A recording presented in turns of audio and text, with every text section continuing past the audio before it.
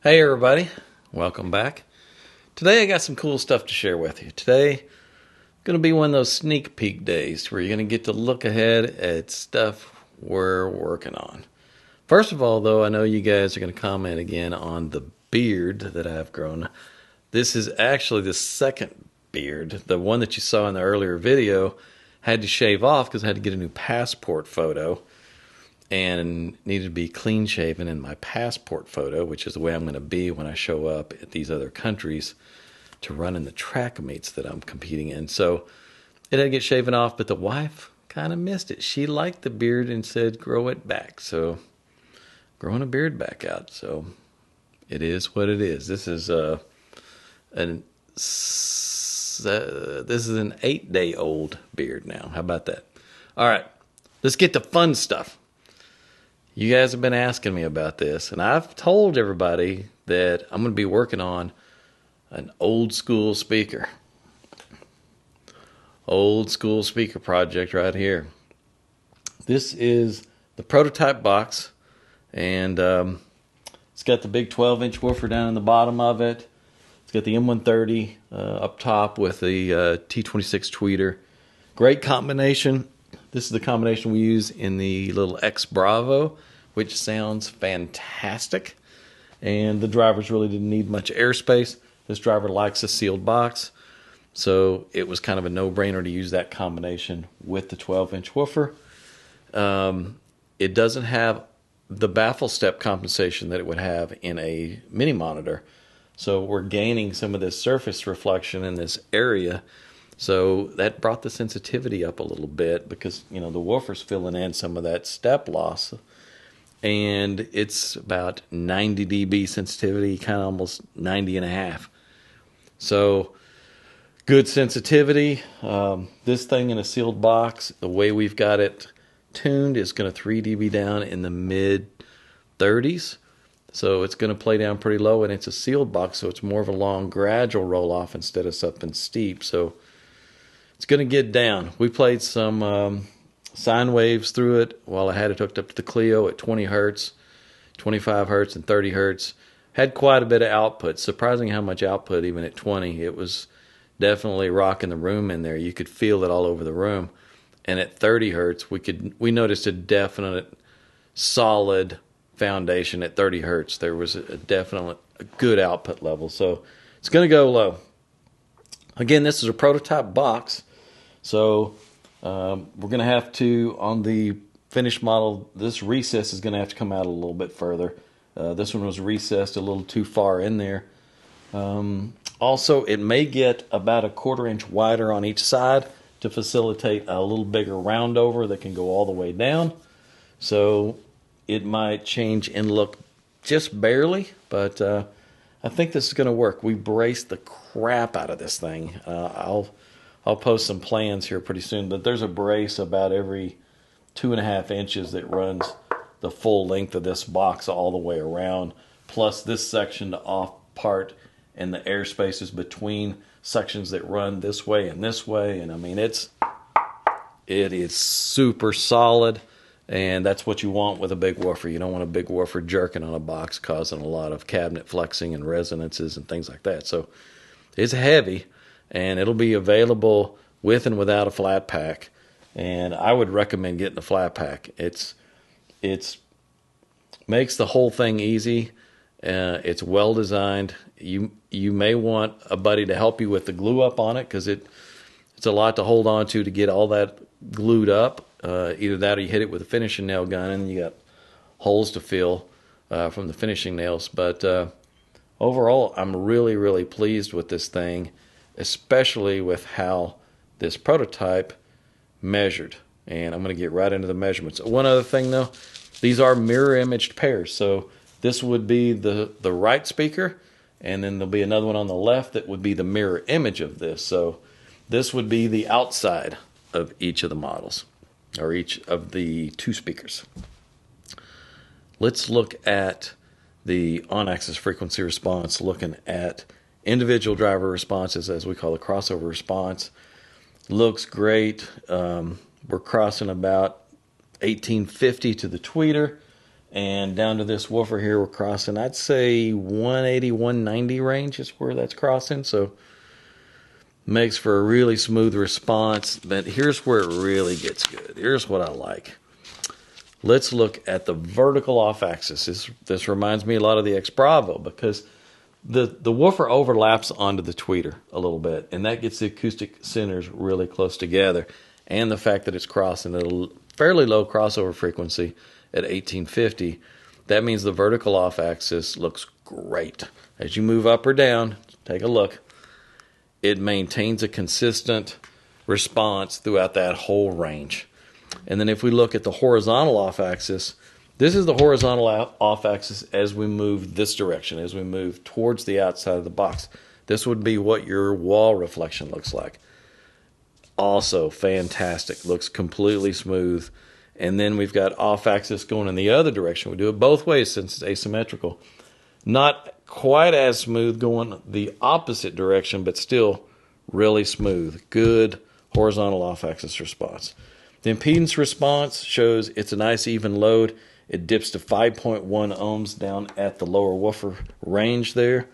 And the spectral decay looks pretty clean. I mean, it's clean, it's fast. These drivers don't store any energy, and they release really quickly. There's some small little bitty traces that you can see that are probably surface reflection off of the baffle. Like I've told you guys before, the bigger the baffle, the more you have to contend with a little of those reflections and things. And we've got a little bit of it going on there, but not bad.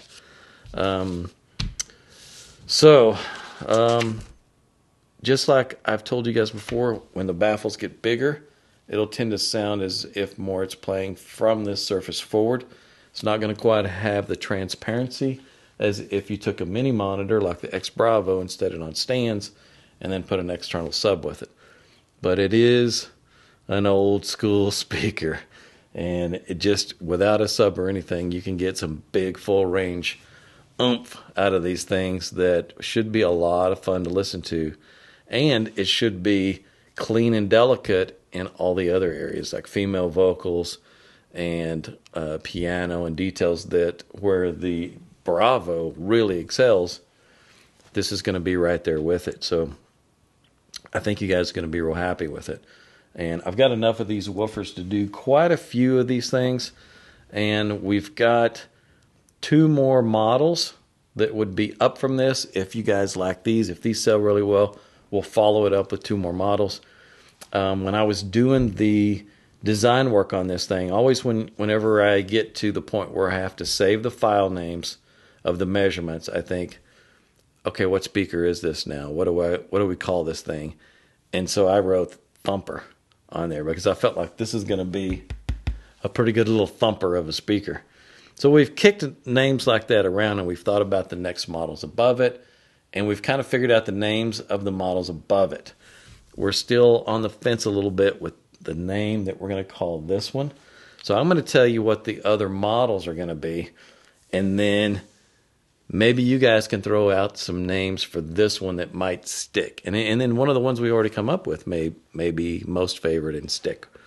I don't know. But what we're going to follow this with is a similar version, and that's going to have a little more flexibility to it. Now, this thing, when you put it into a room, you could have issues where you're overloading the room. If you're putting it in too small of a room, you could have more bass than you want.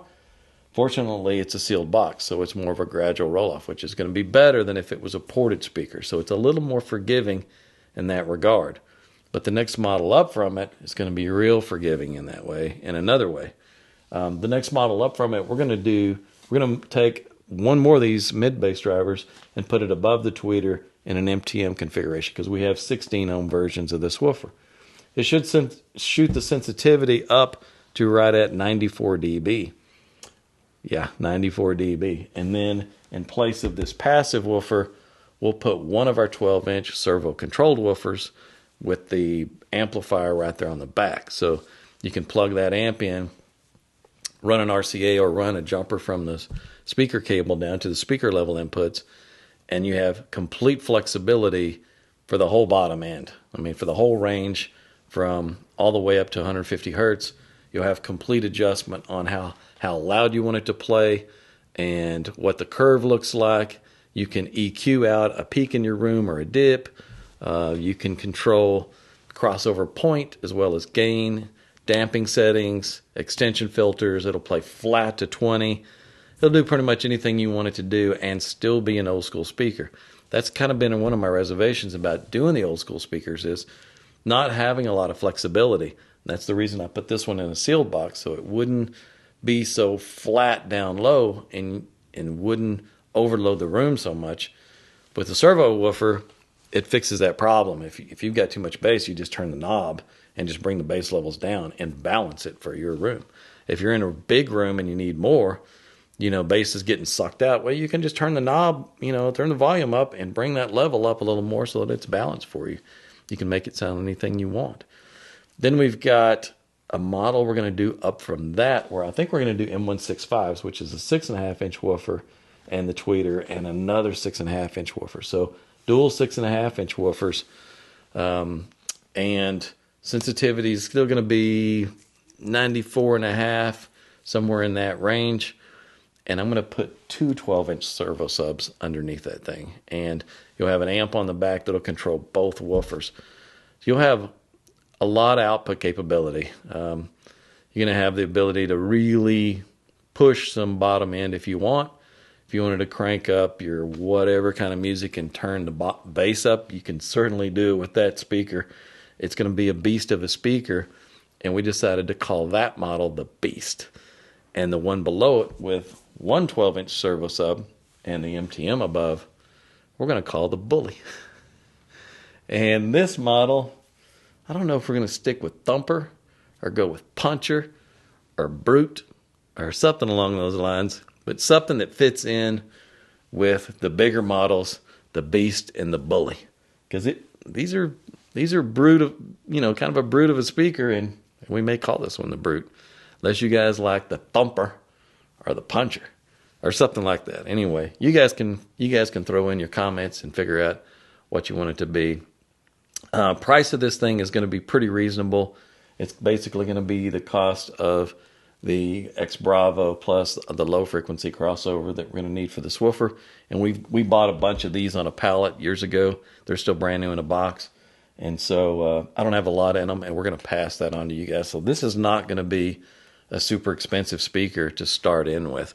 The flat pack is going to be a lot more expensive than the flat pack for a little mini monitor. Of course, it's a lot bigger, and there's a lot more pieces and parts, and there's a lot of bracing in this thing. So there'll be a pretty good little price there for the flat pack, but overall, it's going to be a good value, and I'll have complete numbers once we've finished it all. I'm waiting for Killian to send the finished veneered pair and whatever he wants to veneer it in so we can do photos.